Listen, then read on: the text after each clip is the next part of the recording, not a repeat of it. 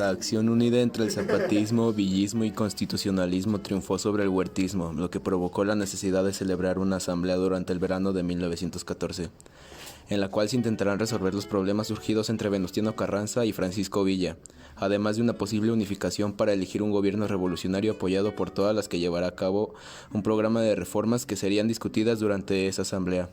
Tuvo lugar en Aguascalientes a principios de octubre de 1914. Realizó para evitar la guerra civil. Cada una de esas tres enarbolaban proyectos distintos y las tres aspiraban a ocupar el poder central.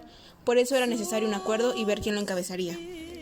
Los estados regionales emergentes, villista, zapatista y constitucionalista, para poder ser un poder nacional y soberano, tenían que imponerse como uno solo. La convención sería una etapa para este proceso. Carranza se había aliado con los jefes revolucionarios, Villa y Zapata, para oponerse a Victoriano Huerta, quien previamente había conducido el golpe de estado donde se derrocó y asesinó al presidente Francisco I. Madero. La salida de Huerta resolvería un problema político, pero no serían esperar las diferencias entre los participantes de la alianza. Carranza pretendió unificar las políticas principales de los líderes mexicanos. Villa y Zapata consideraban que él no había ocupado debidamente el tema agrario, por lo que se distanciaron del poder. Coahuila, elaboré el Plan de Guadalupe. Tuve que huir y refugiarme en el noroeste, al lado del grupo sonorense que encabezaba Obregón y que me aceptó como primer jefe de la revolución. Norte de México, volvió a levantarme en armas y reconociendo el liderazgo de Carranza, creé la División del Norte. En el sur se encontraban los zapatistas que nunca reconocieron la jefatura de Carranza y peleaban su propia guerra bajo la bandera del Plan de Ayala. Fui el primero en plantear la reunión de los principales líderes revolucionarios. Lo hice en el Plan de Ayala, artículo 12 y 13, publicado el 25 de noviembre de 1911. 1913, Zapata Orozco volvió a hacer referencia al gobierno provisional por medio de la convención. En el verano de 1914, el huertismo ha sido derrocado por la acción combinada del zapatismo, villismo y constitucionalismo. A mediados de 1914 se encontraba una lucha multifrontera. Carranza no quería que Villa tomara Zacatecas, por lo que decidió defender Ciudad de México. Villa optó por desviarse y tomar Saltillo y Zacatecas. Con esto quedaron muy distanciadas las fuerzas. Villa tuvo que renunciar a la División del Norte, pero sus jefes militares mantuvieron el cargo y desconocieron a Carranza. Los jefes de la División del Noroeste como Lucio Blanco propusieron una reunión con la División del Norte y dio como resultado el Pacto de Torreón del 8 de julio de 1914, en donde el villismo y el constitucionalismo quisieron hacer una junta de jefes para definir cómo debía constituirse el gobierno de México y definir el programa de la revolución. Tomamos rumbo a la Ciudad de México mientras Villa permanecía en Zacatecas. Como todavía no alcanzaba a llegar las fuerzas constitucionalistas, se nombró a un presidente interno, Francisco Carvajal, que es el que debe buscar acuerdo con Carranza. El 13 de agosto cae lo que queda del gobierno federal y del ejército porfirista. Y como yo no acepto muchos tratados, sale Carvajal de la Ciudad de México y deja refugio a Velasco. Se firman los tratados de Teoloyucan en agosto con la intención de proteger a la Ciudad de México.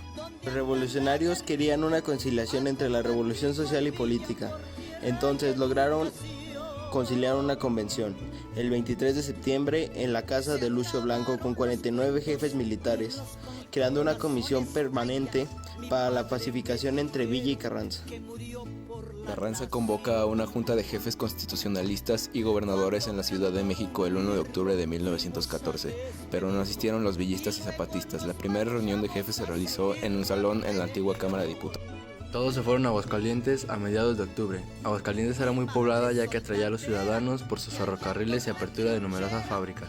Mañana del 10 de octubre se encontraban reunidos 57 generales y gobernadores, 95 representantes de diversos jefes militares. A la tarde comenzó la convención con la mesa directiva, la prensa, escoltas, gente del pueblo. Una de las primeras discusiones fue la acreditación de delegados. Para el día 14, Obregón dio un emotivo discurso y los delegados estamparon su firma en la bandera. La convención se declaró soberana. Los delegados pensaban que la mejor manera de lograr acuerdos era al lado de Carranza, Villa y Zapata. Los zapatistas propusieron la destitución de Carranza y la adopción del Plan de Ayala. Ambas propuestas fueron aprobadas. Yo acepté presentar mi renuncia una vez que Zapata y Villa lo hicieran. Yo no estaba de acuerdo en la soberanía de la convención. La convención decidió hacerme a un lado y acepté, pero al ver que Carranza no quería atacar, la ordenanza de la convención propuse que nos fusilen.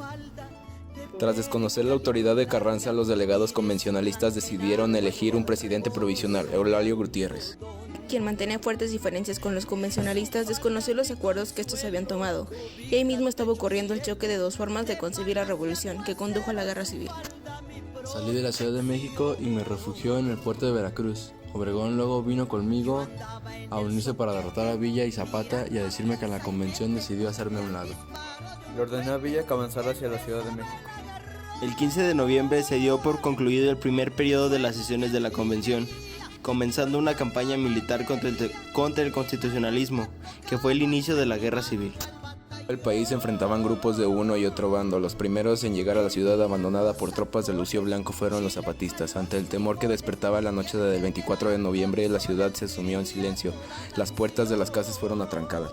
Los zapatistas mantuvieron el orden y poco tiempo después arribó Eulogio Gutiérrez. En la guerra hay una ofensiva victoriosa del villismo. En diciembre, Villa y Zapata se reunieron en Xochimilco e hicieron una entrada triunfal a la ciudad.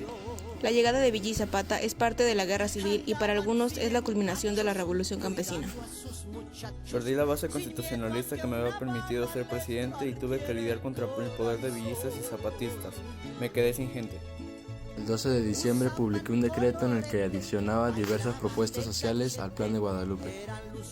El 16 de enero huí con parte de mi gabinete por diferencias con villistas y zapatistas. Se elige un siguiente presidente de la convención. Este es Roque González Garza, que fue un representante por Villa, ya que había sido maderista, diputado y cercano a Madero y final cercano a Villa. En la convención se encargó del poder judicial. Aunque las circunstancias no eran las mejores para la convención, esta continuó sesionando para definir su proyecto político. Se ganó porque los constitucionalistas entran en contacto con poblaciones de la clase media y baja y adquieren una complejidad social más grande. Los villistas y zapatistas no establecen alianzas sociales, eso fue algo que los afectó. Destituyeron a Roque Garza y renunció, nombrando a Francisco Lago Chazaro. La convención entró a su etapa final a mediados de 1915. Ya no tenía la fuerza para seguir con los proyectos. Los ejércitos populares fueron derrotados y la convención aprobó un proyecto de reformas políticas. El 10 de octubre de 1915, mientras el gobierno estadounidense reconocía la facción constitucionalista, la convención decretó su disolución. Su historia había terminado.